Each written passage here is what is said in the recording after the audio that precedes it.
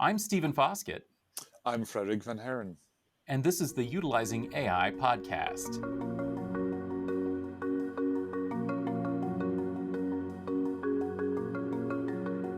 Welcome to another episode of Utilizing AI, the podcast about enterprise applications for machine learning, deep learning, data science, and other artificial intelligence topics.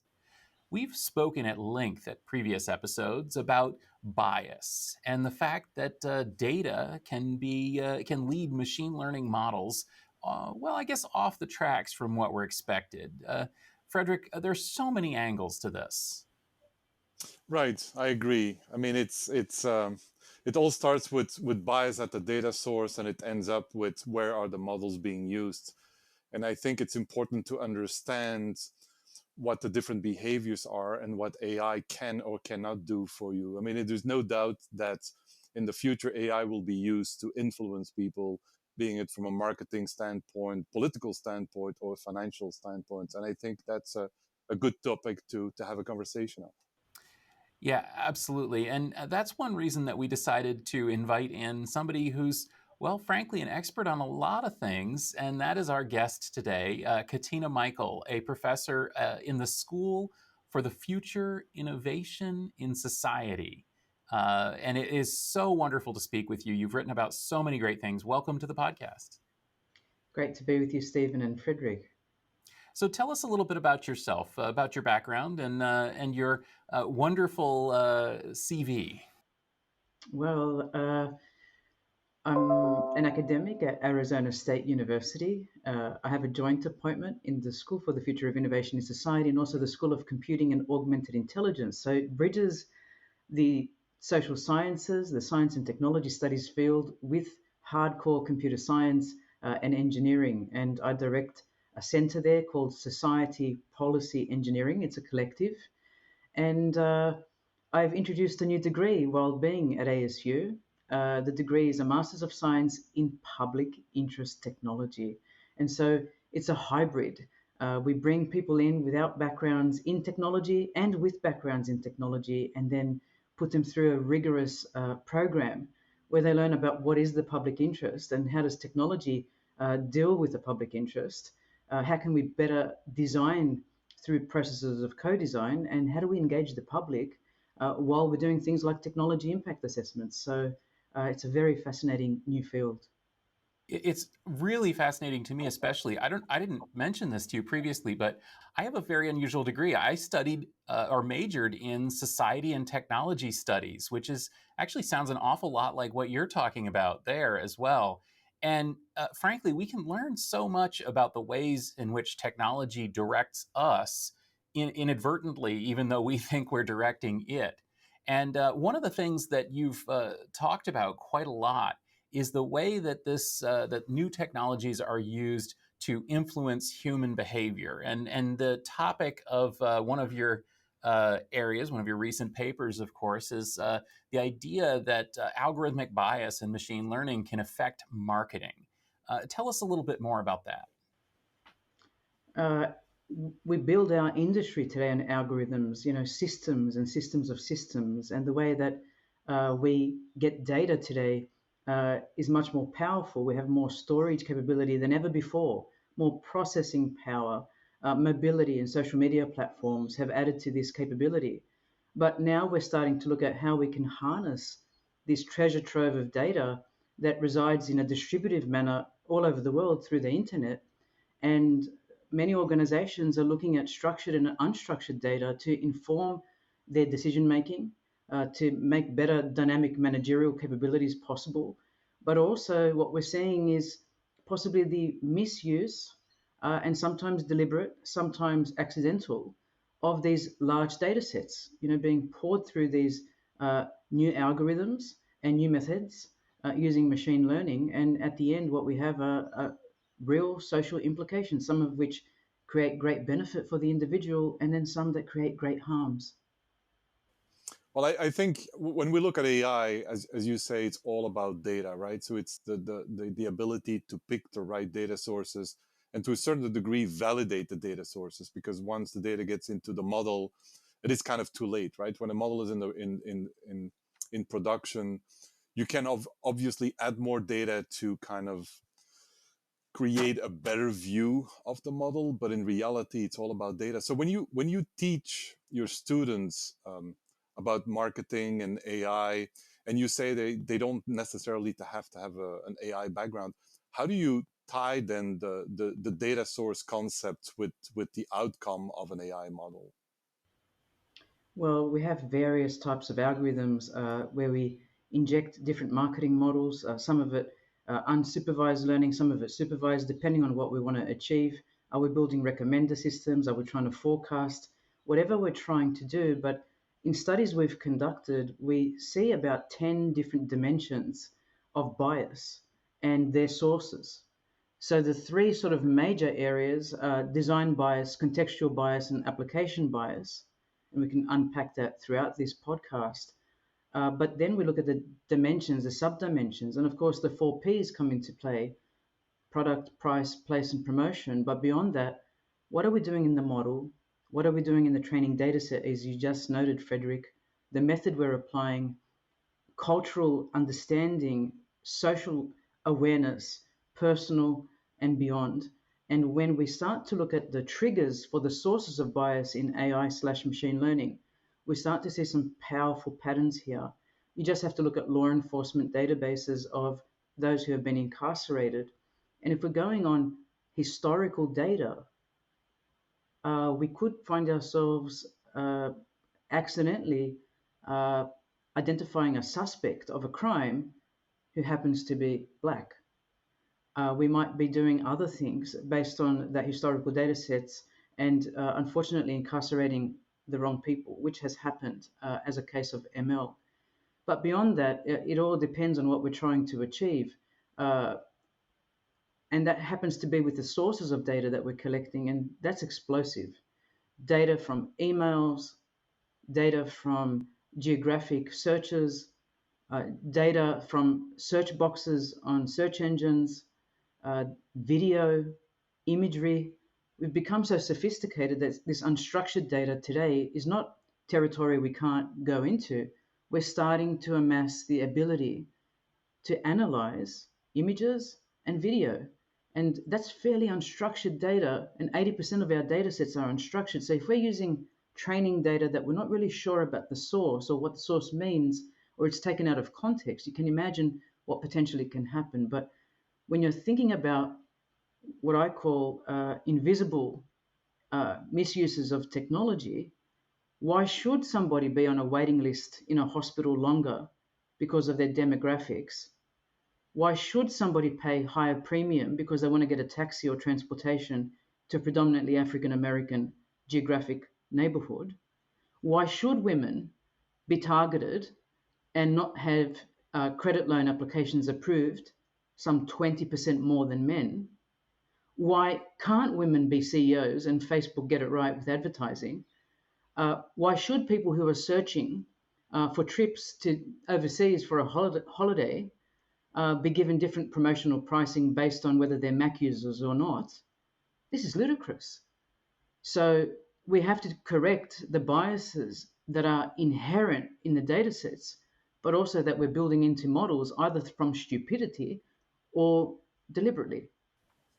Yeah, so the question I have is how do we do this? Is it teaching the humans to include and exclude the right data sets and to create newer data sets that fit more the ethical profile? Then I mean, I'm kind of fishing here, but I think, from my knowledge, analyzing data is not easy, right? So, and it has to start at the human level, because when you talk to an enterprise, there's always the quantity versus the quality, right? And the quality data is the data that is non-biased and so on. There's still a concept of quality is more important than quantity.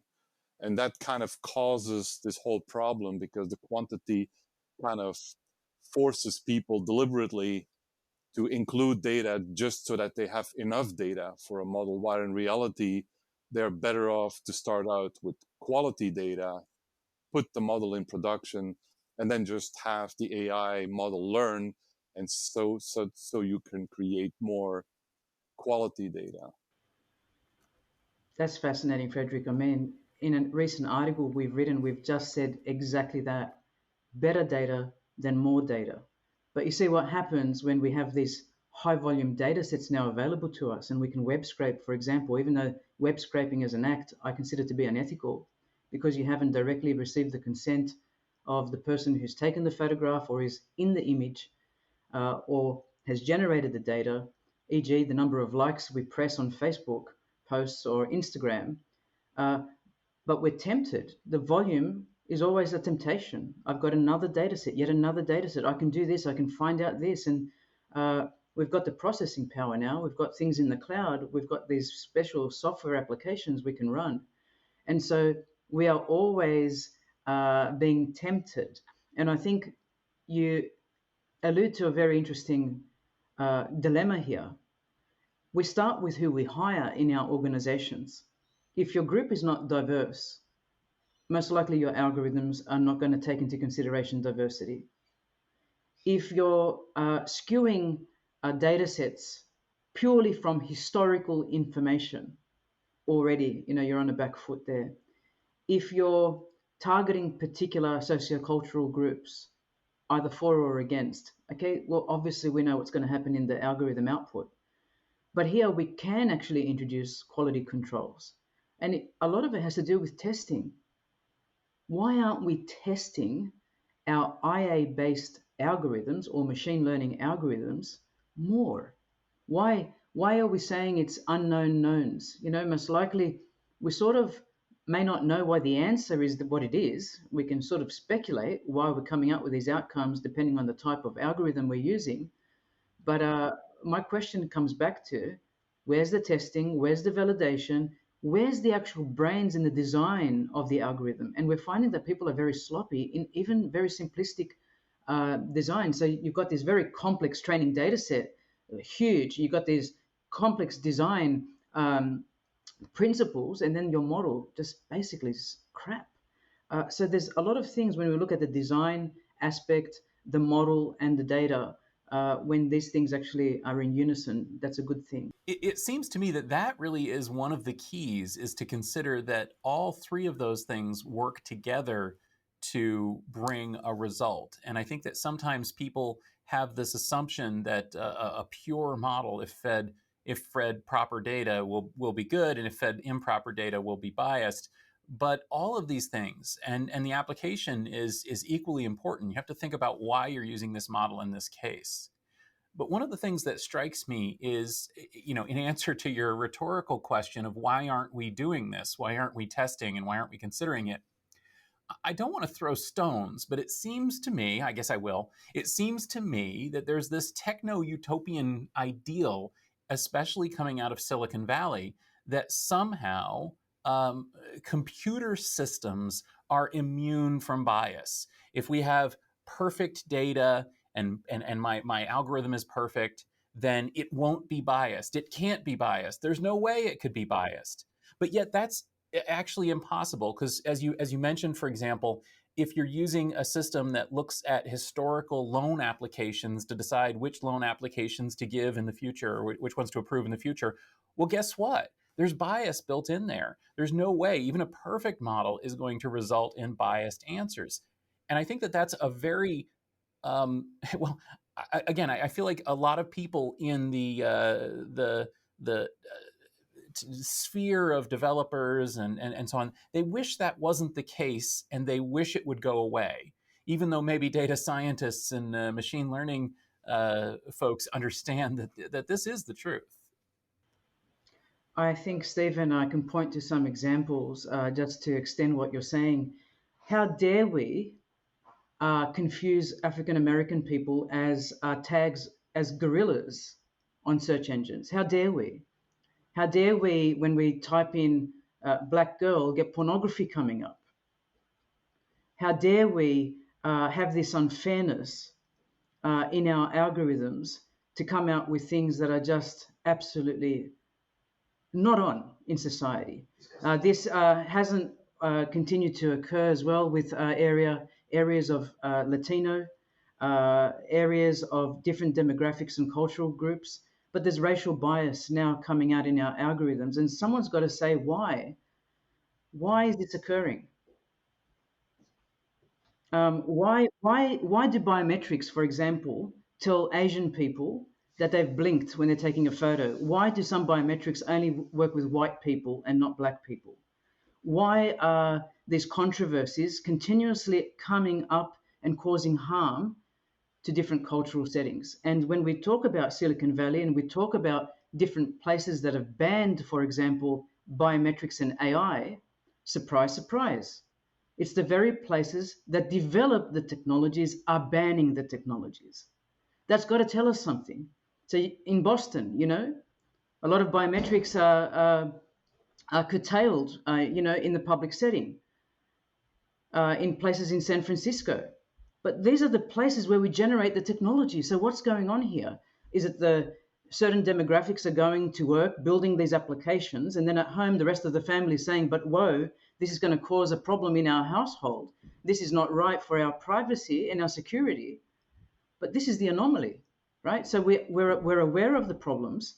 I'm not saying that large players, big tech, are not trying to address these, but it's not fast enough. You just have to do a simple search on a search engine to realize what I'm saying is correct. Yeah, I heard it more than once that a technology company says that the data is the single source of truth, meaning that they believe the data more than they believe the human being. And from that perspective, they will always go with more data. I mean, the question I have is kind of twofold, right? So there are a lot of models, AI models out there that might not be biased, might be biased. We really don't know. And the people that probably created it probably don't know either. So, I mean, the first question there is what do we do? What has been deployed? How do we correct it? And then moving forward, how can we maybe not control, but validate, verify, and figure out if something is biased or not? Because I think a lot of the AI innovation today happens by startups, and those startups, they don't have a data person on board, right? That validates that data. They typically have somebody who knows where they can get some data, use the data, and it's only when the model is out where it's really too late and they have paying customers, and then it becomes more an economical problem. It's not an excuse, right? I'm just saying, how do we address what's deployed and how do we address the foreseeable future? Well, speaking of startups, Frederic, there are a number now coming up in the design justice space. They call themselves algorithmic auditors. They call themselves performing algorithmic justice, ensuring explainability and a whole host of other things to keep people accountable. But increasingly now, you do have the defense forces, you do have national government agencies, for example, in the US, who are seeking collaborations because they know this is going to be increasingly a major issue. Because we're talking not just about, what you did on Instagram yesterday. We're talking about images that are captured of your face in public CCTV. We're talking about the intonation in your voice, right? Your accents, your speed that can denote whether you're healthy or not healthy. There are certain diseases, syndromes, for example, that you may not be aware you're living with, but it's all on your face.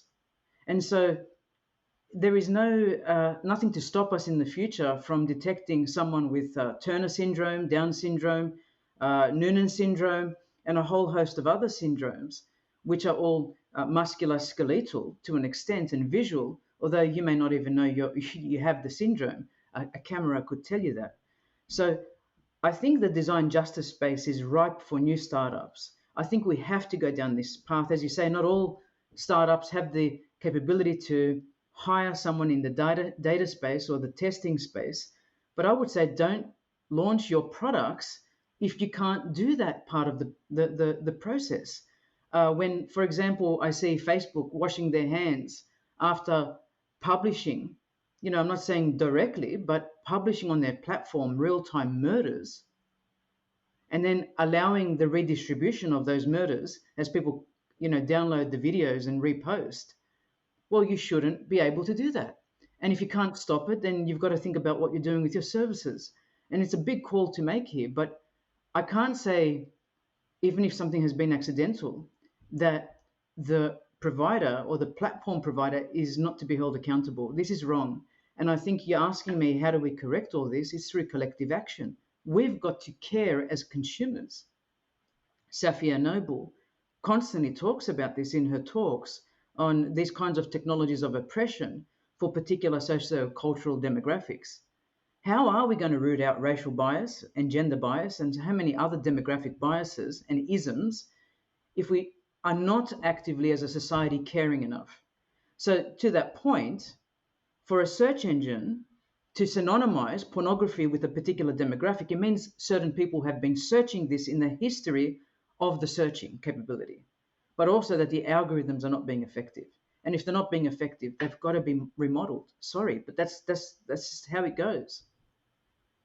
And it seems that one of the things, and I'm hearing from you, and I firmly believe, is that companies have to be proactive in this. They can't just assume that they're going to have a clean data set. They can't just assume that there's no.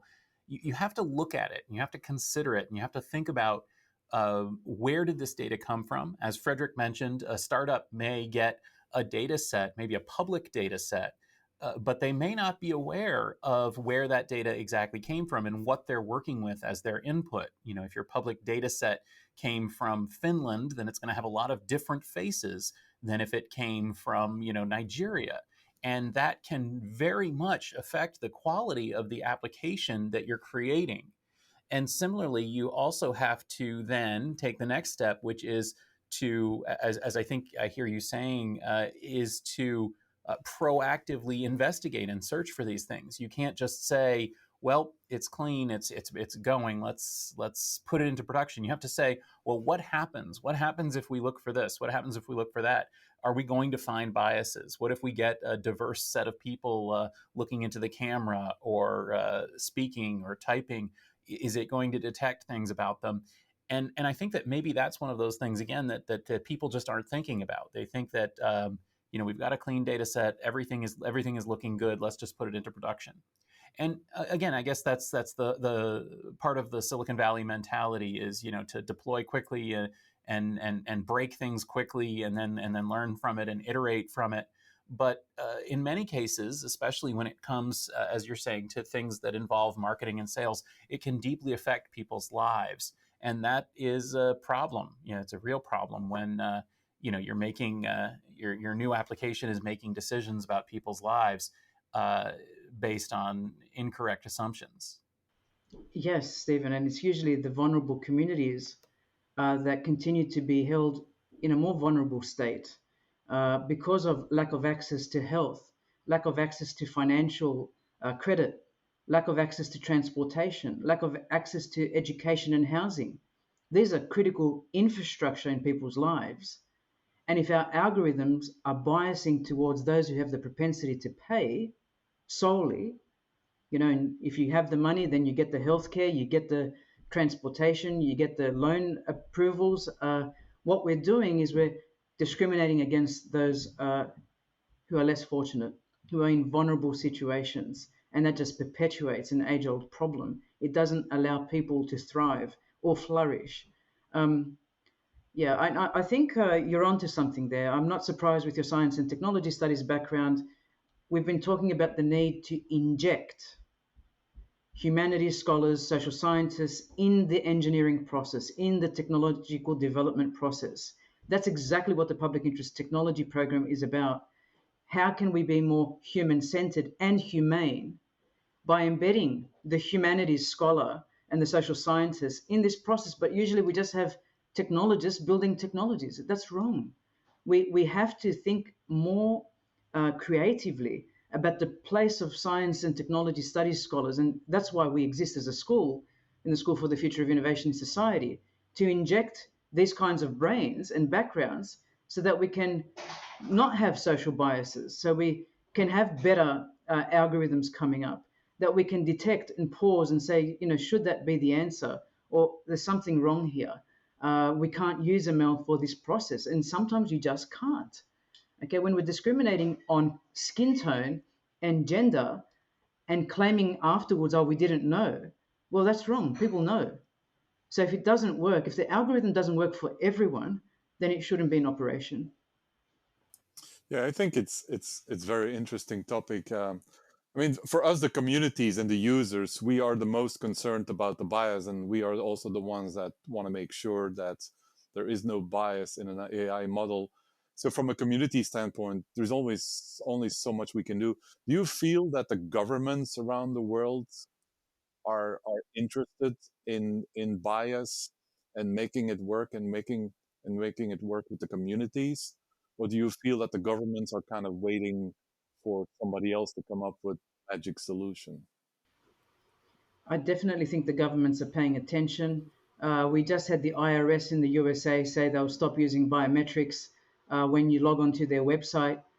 People are paying attention, and governments have to lead the way. I mean, we all have multiple life worlds. You know, we just aren't technologists at startups, for example. We're not all just professors at a university or people in the media. We wear multiple hats, and we could be the victims of our own creation. So I do think government is understanding the importance of privacy, especially of the video, the voice, the facial, the biometrics, those unique characteristics and our traits that cannot be changed. You know, I can't really change my voice unless I employ various tactics. I can't really change the way I look unless I get plastic surgery or I break my nose or put on weight very quickly. The systems detect me otherwise. And we have to be careful on what we're doing on the web. And I think the government is well aware that laws and regulations will be instituted not to stifle innovation, but to ensure that people are protected, to ensure fairness and equity in their society, to ensure better governance of the big data. So we can't continually claim, oh, we didn't know, because we've got now the GDPR in Europe, the General Data Protection Regulation, and a whole bunch of other things coming through legislation, which is legislating against the misuse of these kinds of machine learning capabilities. Right, and I think every government is different, right? When, for example, if you go to London, CCTVs all over the place, right? So being anonymous in London City is almost impossible, while in the United States, people would riot if the same amount of CCTV would be available as in London. And that's I guess we could call that a government, right? The other thing I want to bring up is there are a lot of organizations. Well, I wouldn't say a lot. More and more organizations are scraping Facebook and LinkedIn for images and all that stuff, and they build models that they pretty much use against you because they sell their products to police agencies, right? So AI is not perfect, right? So you could always be picked up from the street because somehow you resemble somebody that's in their database. So, with the National DNA Database in the UK, I guess there are various forms of biometrics. We've seen things go to the European Court of Human Rights. I actually spent a whole year looking at the Essen Marper case in the collection of biometrics. But here, I'm not so sure I'm specifically speaking about anonymity with respect to privacy. But what if I was to say to you, Frederic, by analyzing the pitch and tonality and speed of your voice, I could work out the propensity of your impulsive buying habits. And in fact, I could even tell you what you would purchase. I could even denote whether in your family history there were particular types of situations that you had been exposed to. And this is the type of analysis that's occurring through machine learning. So when we start to attach people's propensity to pay and buy and divulge information based on physical characteristics and traits, that's when it starts to get a little bit eerie for me. Certainly, I wouldn't want to be the person that puts an end to bringing someone to justice, for example, that has acted in a predatory way. But I do want to say these large scale databases that are being used, like we're hearing now, 3 billion images are being web scraped by certain small startups to denote and to help law enforcement. Well, they're claiming 99.9% accuracy hits. That's all bogus. And we've got to start saying, well, who's in your suspect list? Was it someone that was innocently walking down the road, or that looks like somebody who was a predator, and you're ending up on a suspect list? But the problem is that this suspect list is invisible to you. So you might end up on a list. You may not be brought in for questioning, but you have been placed on a database. And these are the kinds of things that I want us to start getting a little bit more realistic with. this business of 99.9% based on a machine learning algorithm is so inappropriate. What we're saying is what kinds of degrees of freedom in the analysis have been used, what kinds of algorithms were used, and where did you get your data set? These are the kinds of things I really want us to put and bring to the fore. And on that note, I'll add that one of the things we've spoken about sometimes, a few times on the podcast now, is the actual exciting and positive ways in which machine learning can make unexpected connections and unexpected inferences from data. We've talked about that, for example, in computer security. We recently talked about that in pain management. The idea that if you feed lots of data points into a machine learning model, it may find connections and predictors that you as a person would find illogical or just you wouldn't look for, and it can find those things. And what I'm hearing right now is that can also cut in the opposite way. So again, if you, for example, a machine learning algorithm may examine people's spending habits and determine all sorts of potentially unsavory and undesirable things about people's spending habits, and put that into an otherwise sound and appropriate application simply because it found these connections. And again, that's we're not trying to insult people by saying you're biased or you're not considering the biases, and I think that sometimes our examples may be a little bit obvious. I mean, if an application doesn't recognize black faces, anyone can understand that that's bad. But sometimes it's not as obvious, and sometimes it's actually downright surprising the connections that machine learning can make. Eyeball movements, comments shared on social media, customer product reviews that you might make, entertainment content that you've viewed. These are all the kinds of things that are being amalgamated. What you purchased in terms of food at a store and took a picture of. And I know we may not necessarily think of it as being very much, the type of food that you buy, the kind of restaurant you attend, the eyeball movements, your level of sleep deprivation, your level of, possibility of being overly anxious, maybe even depressed. I mean, we just have to look back at the Cambridge Analytica scandal of 2018 to look at how some 5,000 points were being used. And when you really go into the detail of micro-targeting, it does become personal. What we learned from that scandal is that not only do algorithms know you better than you know yourself, but they are tying some very bizarre things together to denote certain behaviors and then infer certain things in terms of prediction. So yes to multi-channel campaigns, and if they can be there to improve our health, that's great, or our ability to be better people potentially. But when we're using these things for discrimination and the customer is on the back foot just before they've even opened an e-commerce website, that's when I start to get a little bit unnerved by what's going on. And so we need to move from profit and sales maximization as the main goal of business towards sustainability of people in place. And we've got to rejig this business model. I'm not saying to companies they can't earn money, but how can we get the best out of technology for the best reasons rather than constantly looking at how we can rip off consumers and also learn so much about them that we can get into their heads and their pockets and their potential health spend for the rest of their lives. Well, thank you so much. Honestly, I think that's a great summary of the entire conversation, and I appreciate that. So now comes the time in our podcast where we shift gears a little bit and we ask you 3 specific questions that you are not prepared to answer. That's the fun of it. So our guest has not been prepped for these, and we've got a question from Frederic, a question from me, and a question from a previous podcast guest. So Frederic, as always, I'm going to throw the microphone over to you. What's your question?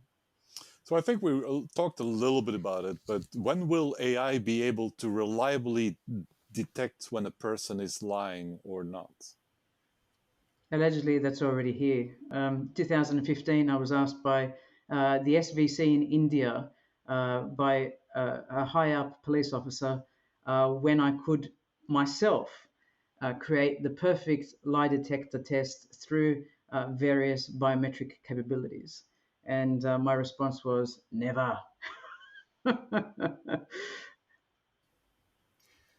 So my question is actually a pretty simple one, and it's one of the greatest hits of our 3 questions segment, but I think that you are perhaps uniquely positioned to answer this, and that is it even possible to create an unbiased AI?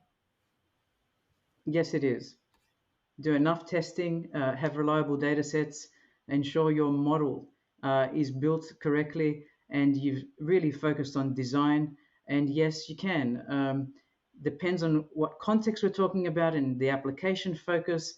But again, I would say there are areas where we can gain a lot of benefits, as we said on the podcast, particularly in the diagnosis of health conditions with the consent of the individual. And now, as promised, we're going to bring in a question from a previous guest. And for this one, I'm actually going to turn it over to my colleague here at Gestalt IT, Tom Hollingsworth, who has another pertinent question on this subject for you. Hi, I'm Tom Hollingsworth, the networking nerd of Gestalt IT and Tech Field Day. And my question is, can AI ever recognize that it's bias and learn how to overcome it? Yes, of course it can. And as we're building new design justice algorithms, we can put in new validation so the testing becomes automated and we can come out with degrees of confidence of certain data. And if we're finding that, it is discriminating against particular cultures, particular gender identification, particular race or ethnicity, or those with particular religious orientations, then we have to start again. Just create another algorithm, keep going until there is some demonstrated fairness. So we often talk about black boxes. We've got to get away from saying that ML is a black box and come out with, well, we've done enough testing and it's exhaustive that this is what we've come up with. We're pretty confident that it'll be deployed in the right way. Well, thank you so much for these answers. And it's been a wonderful conversation. I know that I could have spoken with you all day long. So where can people connect with you and learn more about your studies, maybe read the paper that we referenced? Yes, the paper that we've been speaking about is in the Journal of Business Research and will be openly available for 50 days to come. You can find me otherwise at katinamichael.com. And Frederic and Stephen, I've really enjoyed speaking with you as well. Well, thank you very much. We're going to include a link to that in the show notes as well for our listeners. Frederic, what's new with you? Well, I'm still mostly helping enterprises with efficient data management and designing and deploying large-scale AI clusters. As I mentioned in the last episode, I'm also working on a data management startup. I can be found on LinkedIn and Twitter as Frederic V. Haren. And as for me, you can find me on Twitter at @Foskett and on most social media networks as well, where I, of course, host this podcast as well as a number of other things. And one of the things I'm excited about is that we are going to be hosting an AI Field Day event where we will have companies present their machine learning, deep learning, data science, storage layers, all sorts of things related to artificial intelligence. And that event is coming up soon. So go to techfieldday.com to learn more. If you are somebody who's interested in this, please reach out to me, and I would love to have you join us either as a delegate or as a speaker at that event. Thank you for listening to the Utilizing AI podcast. If you enjoyed this show, please subscribe in your favorite podcast platform, and while you're there, give us a rating or a review. This podcast is brought to you by GestaltIT.com, your home for IT coverage from across the enterprise. But for show notes and more episodes, go to utilizing-ai.com, or you can find the podcast on Twitter at utilizing_AI. Thanks for joining us, and we'll see you next time.